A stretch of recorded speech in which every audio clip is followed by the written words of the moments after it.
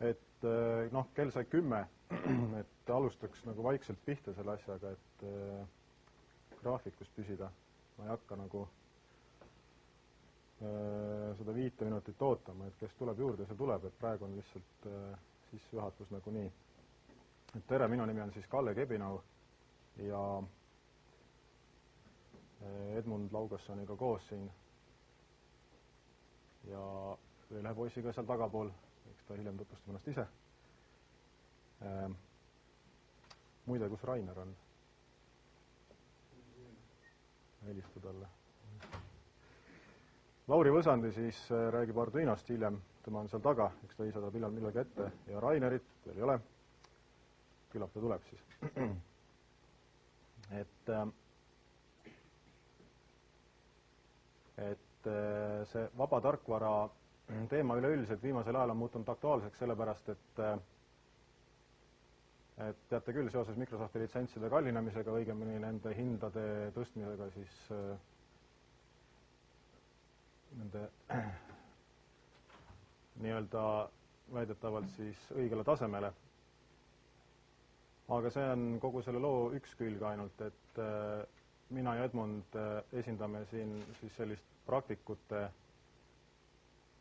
osa sellest vaba tarkvara kogukonnast ja selle ettekande, minu ettekande ja kogu selle tänase infopäeva mõte on see, et seda vaba tarkvara mõistet ja olemust siis tavainimesele või noh, nii-öelda kõrvalt seisjale nagu lähemale tuua, sellepärast et selle ümber on üsna palju niisuguseid arusaamatuid asju, et mis vaba tarkvara siis ikkagi on, eks ole, miks teda ei kasuta keegi nii-öelda ja mis üleüldiselt selle teemaga on. Päevakava siis on siin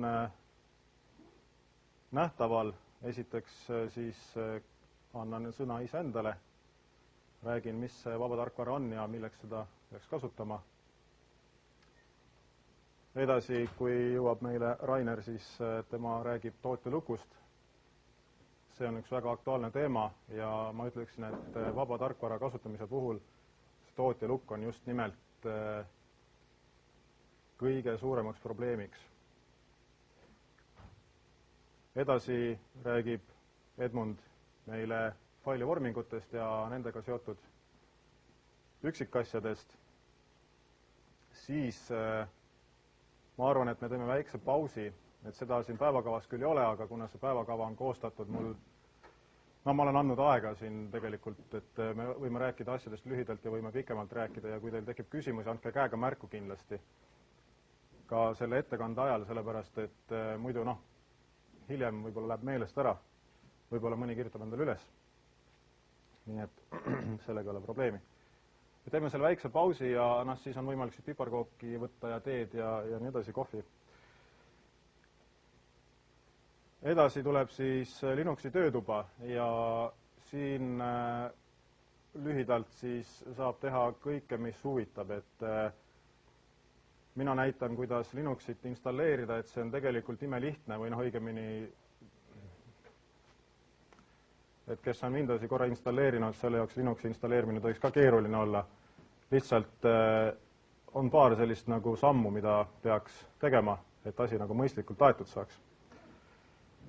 Edmund tutvustab siin valitseva Linuxi distributsiooni töölauda ja kui aega jääb, siis veel ühte,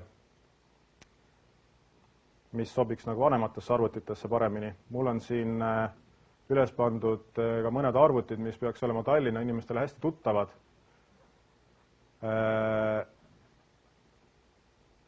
Erinevatest ajastustest siin, et ajastutest.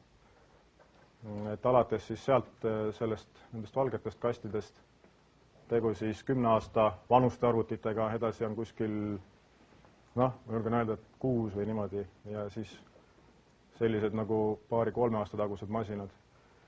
Kes hoolega tähele pani, noh, kes siin varem kohale tuli, siis nägi, et ma panin sinna midagi installeerima, et tõepoolest, et noh, täna ma olen julgelt 4 tundi maganud, et ma jõudnud neid kodus kõik ette valmistada.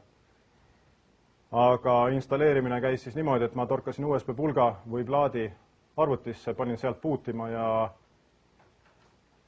rohkem nagu sekkumist vaja ei läinud. ja kahju, et siin ei tööta kohalik nimelahendus, aga muidu oleks nad mul ka kaughallatavad kohe siit käskselt. Et mõnele võib-olla valmistab see küsimusi. Nii et Linuxi töötoas saab, see ei pea olema ainult see, et Edmund siin räägib ja mina näitan ette ja te võite julgelt küsida ja kellel on oma läpparid kaasas, siis tahate sinna, ma tean, et osad siin mulle kirjutasid, tahavad sinna installeerida Linuxit kas kõrvale või asemele, et siis seda saab teha paralleelselt, et meil on siin niisuguseid nagu abilisi ka, ma usun, et kes saavad aidata. Ja kõige vahvam või niisugune, ütleme niimoodi, et kõrvalseisja jaoks kõige nagu uudsem osa on see viimane, ehk siis Arduino töötuba, et mis see Arduino üldse on, eks. Võib-olla on juttu analoogidestki ja veel seda rada minevatest nii-öelda raudvara projektidest.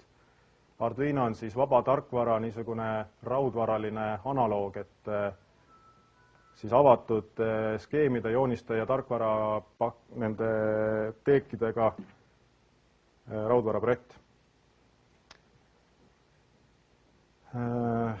Nii. Kas on küsimusi päevakava suhtes? Ärge ära minge enne lõppu, et kõik, kes arvad, et see on minu jaoks liiga keeruline, et see tänane seminar ja töötoad ei ole mõeldud inimesele, kes peaks nagu, et ei väljusid spetsialistina, te saate lihtsalt rohkem teada sellest teemast. Et progema ei sunnita ja tinutama ka ei sunnita kedagi. Saate käega katsuda ja võib-olla siis nagu vaadata.